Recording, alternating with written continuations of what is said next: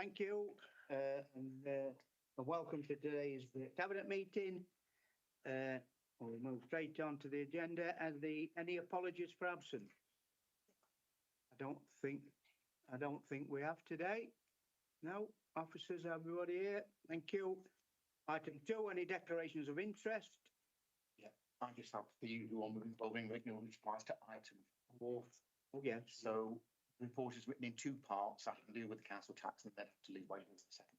Right, thanks, Kevin. As attending to Ricknell, Chair, I should declare an interest as well. Yeah, okay, that's fine. Fine. Item 3, you don't have to leave the meeting, though. No, I don't. The minutes of the last meeting, pages 4 to 12. Have you got them in front of you? Anybody wants to move those? Move them, Chair. Thank you. Oh, there's 2, isn't there? There's November's as well. Yeah. So 27th of November, are we happy with them? Move them, Chair. In favour? Yeah. Thank you. And the 18th of December, we're all happy with those? Yeah. Thank you. Good. Item 4, the medium-term financial plan, page 13 to 36. Over to you, Pat. Oh, yeah. Yes, Thank you. thank you. Today I am presenting the medium-term financial plan for period 2026, 27, 29, 30. First, the general fund. The long-awaited funding reforms, the basis of this year's finance settlement, were issued on the 18th of December and is a 3-year settlement. It represents the most significant redistribution of funding in local government for 25 years. The key points to note are major changes to the main funding formula, new burdens grant being rolled into the main funding formula, a full reset of the baseline for retained business rates, new homes bonus has been abolished, transitional funding in the form of minimum funding floor to protect councils from the full impact of these changes, and the recovery grant allocations have been preserved. All changes have an impact for us, but the biggest is the business rates reset. This is the first reset since 2013 and removes all our growth, significantly affecting our business rates income. We have been anticipating this reset for several years now, moving growth from business rates income to the business rates reserve to protect against the impact, and we will now have to use these reserves for its intended purpose. Since 2013, only limited revenue support grant has been paid to us on the National Funding Needs Formula. The reforms, and particularly the lost income business rate reset, substantially changes our position, and as a result, we will be receiving significantly increased RSG payments throughout this settlement period. We have also received transitional protection support throughout the settlement period and will receive, yes. The main uncertainty in this plan is the impact that the LGR will have on our finances, health and viability, in particularly our reserves. This has not yet been fully established and will be kept under close review over the coming months. Council tax is a significant funding stream for us, providing over a third of our annual income needed to fund our services. A council tax increase of 2.99% is being recommended in the report.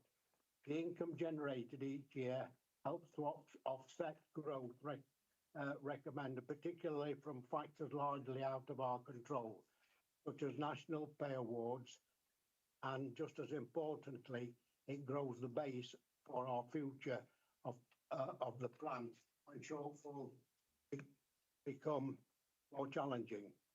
Table 1 in the report demonstrates this. The 26-27 budget forecasts a deficit of 46,000. Additional incomes from grants and funding in the 26-27 balance out the growth in this year. As in previous years, the main growth items is the forecast increase to pay budgets impacting 2026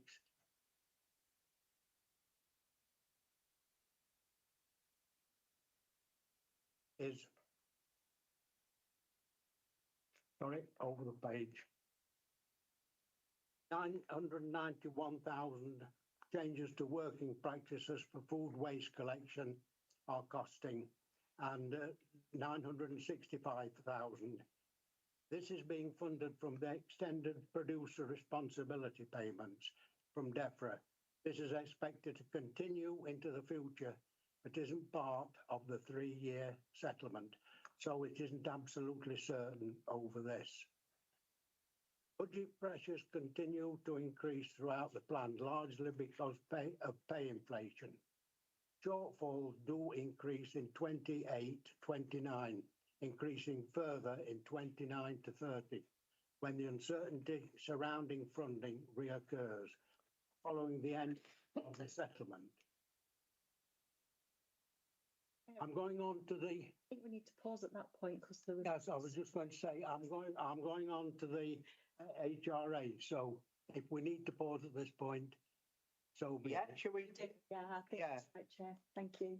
That okay, and then we can discuss the council tax then, and then obviously Kevin will have to leave because we're moving on to the rent setting. Is that okay? Is that the best way to do it, Jane? And we'll. Yeah, Councillor Cole's absolutely right. If we pause the narrative now and take recommendations 1 to 7, Okay, that makes sense. leaves the room, then Councillor Kerry can continue. I'm looking at recommendations, first of all, 1, 2 and 3, which is just the background, that it's robust. People have looked at it and we're happy with it. The officers are happy with it. And then with regard to the general fund, recommendations 4, 5, 6 and 7. In seconding that, I'd like to make a comment. I'd really like to thank Jane and her team for working on this budget. The council tax on the rent, but obviously we're just on with the council tax at the moment, because I know it arrived, I think, Christmas Eve, more or less, didn't it?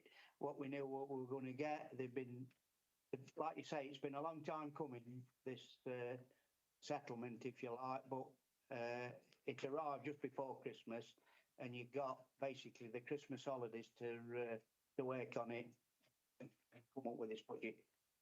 So I think on behalf of everybody, we appreciate that because it's not much fun, I'd imagine. No. Have your Christmas dinner. Already, Chair. But yeah, I'll second those. Are there any questions on that budget setting process or the figure of 2.99? I think it's been moved and seconded. Anybody? Jane? No, sorry. You sat down there. No? Can't see myself in a way. Oh, any comments? No? I think we all feel the same when it comes to council tax. Nobody wants to put council tax No. up. It's one of the toughest decisions you have to make as a councillor, because it's not our money. It's people who represent money, but services have to be funded. We've all had the conversations outside of this room as well in the briefings about today's paper. I think we've all weighed: do we go for nothing, no increase, or what's recommended? Well, no increase might be possible. It's not about just 1 year. It's about multi-year settlements, and it has huge implications for the future if we did that. And at the end of the day, when I look, it's a £6.50 increase for abandoned property at the end of the year. If you haven't got £6.50, that's a lot of money. But in the grand scheme of things, 12.5 pence a week is probably manageable for most people and will pale into significant spend to get the council tax bills, both from the police and crime commissioner, but above all the county, if what's in the paper is even half true. And so, Sir, Chair, with reluctance, and it's always reluctance, you Yeah. put your hand up to vote for a tax increase. I think it's the right thing to do on this occasion. 2.99%. I'd echo that. You're always weighing up, you know, the increase against the services that we'll deliver. And I'd like to think that we deliver excellent services. And if we don't put it up, then we're putting those services at risk. So, yeah, like I say, it's been moved and seconded that we go for the recommendations 1 to 7. Are we all in favour of those? Yeah. Thank you. You've got the gun there, Ken. I'll go and watch it with the budget. I'll come. We'll come and fetch you when we. Right, we'll move on to the rents, having revenue account then. Yes. With regard to the last point, the council tax setting, I know this one council in the county has decided to go for no increase. And I think looking how we've managed over the period of austerity, we have not been prolific, but we have kept our heads above water. And this is all about a grown-up attitude to doing it. And I think we should continue the same, because the future, we don't know what happens. But whoever, you know, whatever direction it goes in through reorganisation, they will need to be in a viable position to give a service for the people in their area. And I think it's a grown-up approach.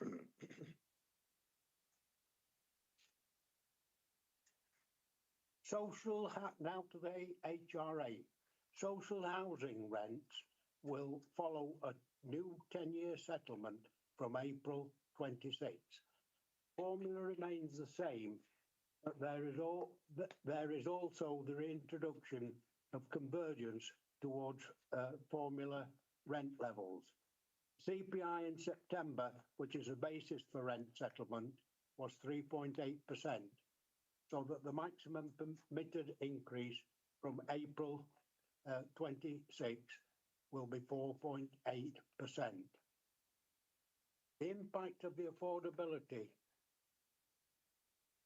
of increased rents for tenants is important when rent setting.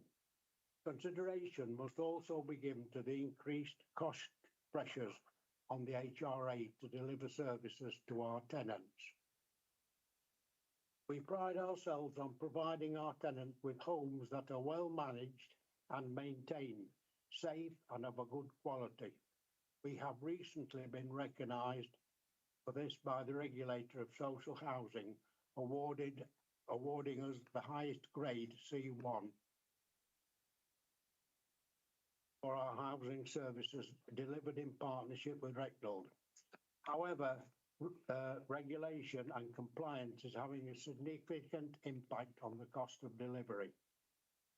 To meet the cost of ongoing compliance requirements, the HRE needs to fund an additional £1.543 pounds per annum from 26 to 27. Having taken all the above into consideration, a rent increase of 4.8% is being recommended in the budget for 26-27. Finally, to the capital programme. The general fund programme includes the Warm Homes Local Grant project, as well as the ongoing vehicle replacement and asset management programmes. The programme for the HRA capital works total 87.8 million over the 4-year period of programme. This also includes the Warm Home and Social Housing Fund budget and a small-scale regeneration scheme of 4 million to fund our ongoing commitments to purchase affordable houses replacing those lost through the right to buy sales. I am happy to take any questions before I remove the recommendations to the report. Thanks. Pat, any questions or do you want to comment, Jane, at all, or anybody on that? Yeah, I think Councillor Kerry summed that up in terms of the rent decision, and I'm purely giving you a financial position when I say this. There's a table in the MTFP at table 4, which shows the different options for the rent increases. And I would just like to draw to your attention, as Councillor Kerry's already said, we've got a growth of 1.543 million into the HRA this year. The HRA has to be self-sustaining, so has to balance within the year. And a minimum increase of 4.2 would be needed to break even. It's your decision, politicians, to make, to decide what you actually want to go with. Thank you. Do you want to move then, Pat? Now, seconding now your comment, for comments. Yeah. Yes, can I? James just wants. Sorry, just a quick, if we stayed at the 4.2 and you said we break even, that's better. So that means there'd be no further works that we could do on the properties, so we couldn't renovate anything else on because there'd be no money to do it. Is that what we're saying? Right. The difference between the 4.2, through you, Chair. Yeah, no, that's. Between 4.2 and the 4.8 is that contingency money that you talk about. So we always know that things don't always go to plan. Things come along, things happen. What the 4.8% does is it builds in an additional bit of contingency and resilience for those types of events. Anything you know, you're on the wire. You're basically funding what we already know about, not what we don't know about, and there's always something. So basically, to do what we're proposing is beneficial for the residents because it's going to ensure that everything stays in good working order. And every penny on the HRA is reinvested to the tenants anyway. We don't spend that anywhere else. Thank you, yeah. You want to move? Can I move the recommendations 8, 9, 10 and 11? And 12 is the one that we have to put in every year, is the letter of comfort. That's been standard ever since we've worked with Regnal to supply the services. So it's 8 to 12. 8 to 12. And again, in seconding that, I'd just like to echo the comments. It's never easy doing this, like the council tax. It's always a consideration against putting that up for people, the extra rent. But that's alluded to what Jade just said.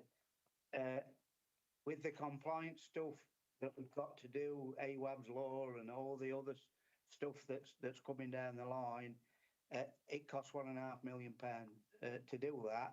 So we've got to put the rents up to cover that.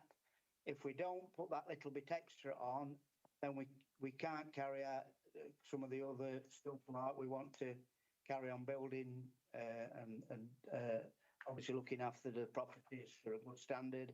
I think we should really celebrate that C1.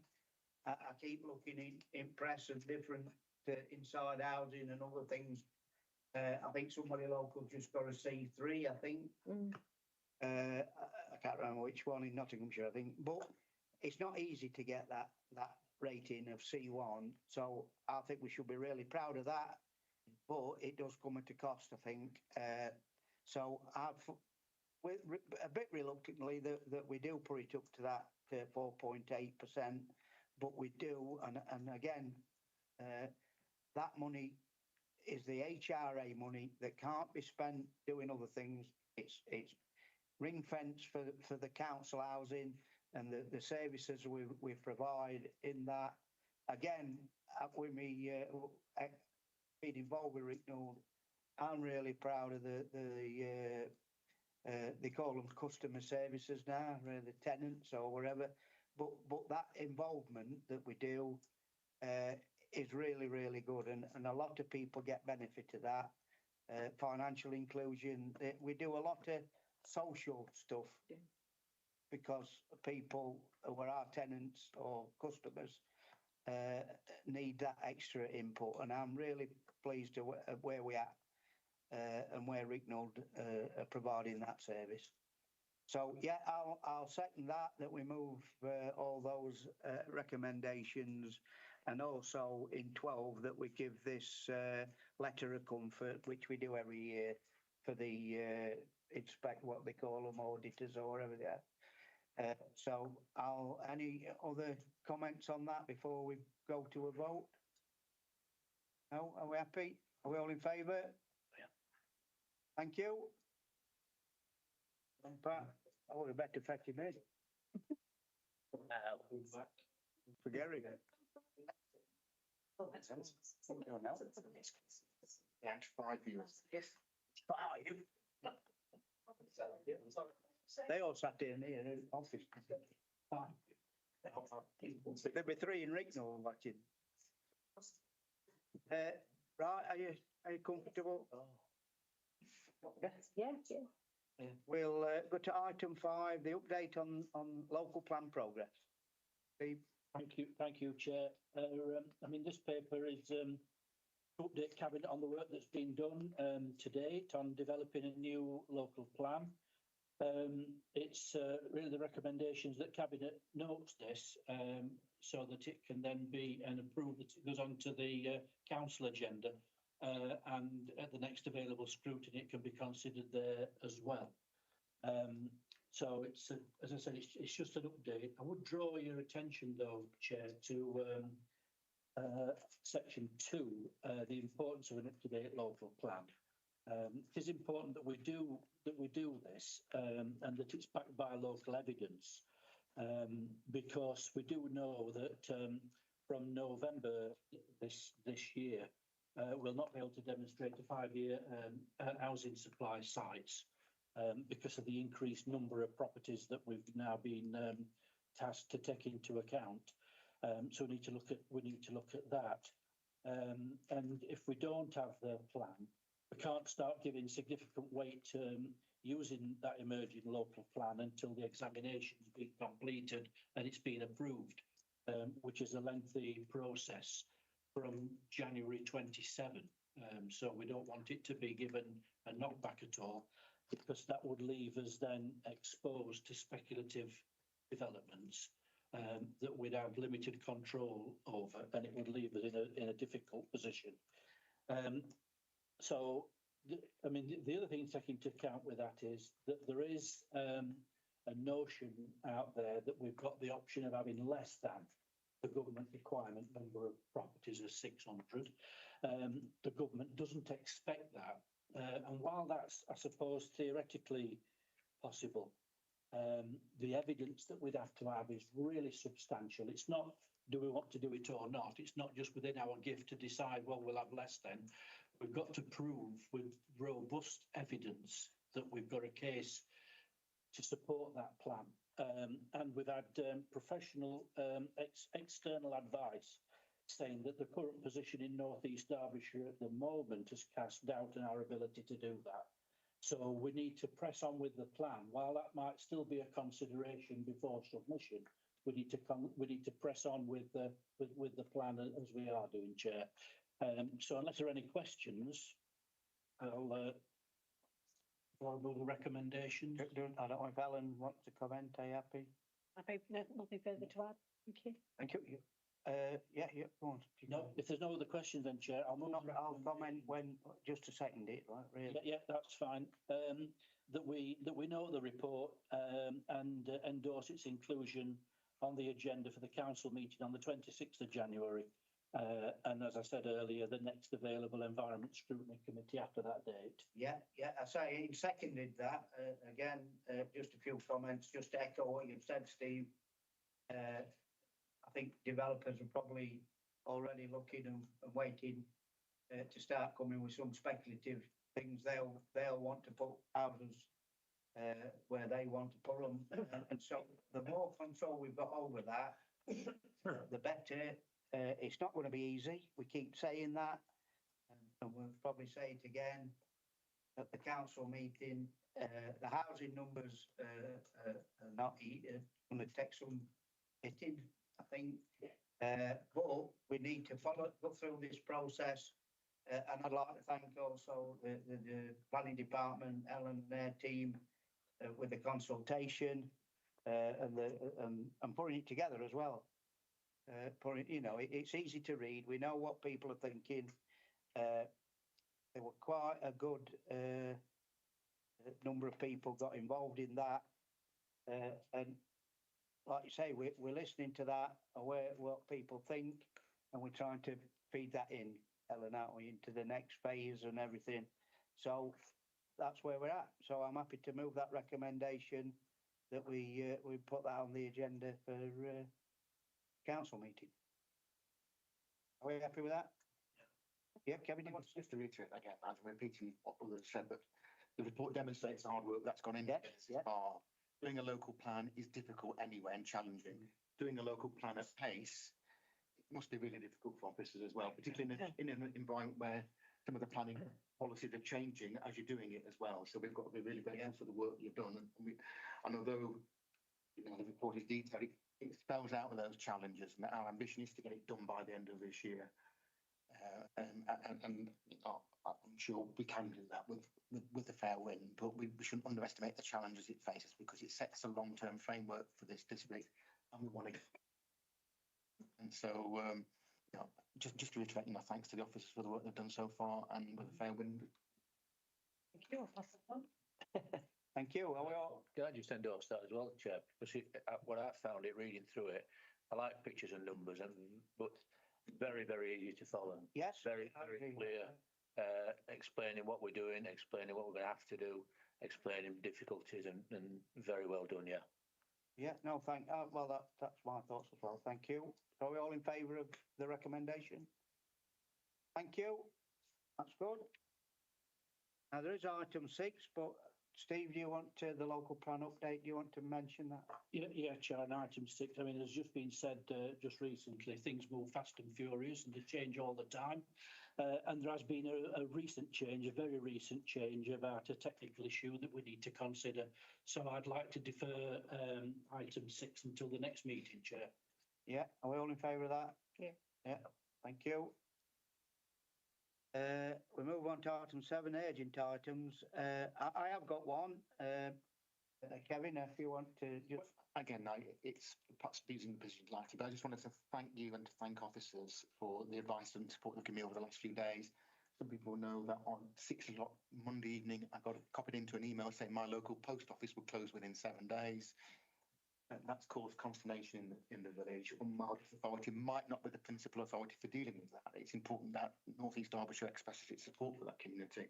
And in particular, since we're being recorded and broadcast, I'd like to say thank you to the parish council for the work. Yeah, doing well. And to the local MP, and obviously for the commitment you've given, Leader, to actually take it up with the post office as well, and lend our weight to that community's demand that a post office is reinstated ASAP. Yeah. And that support is given to the people who worked in that post office as well, because it's their livelihood as well.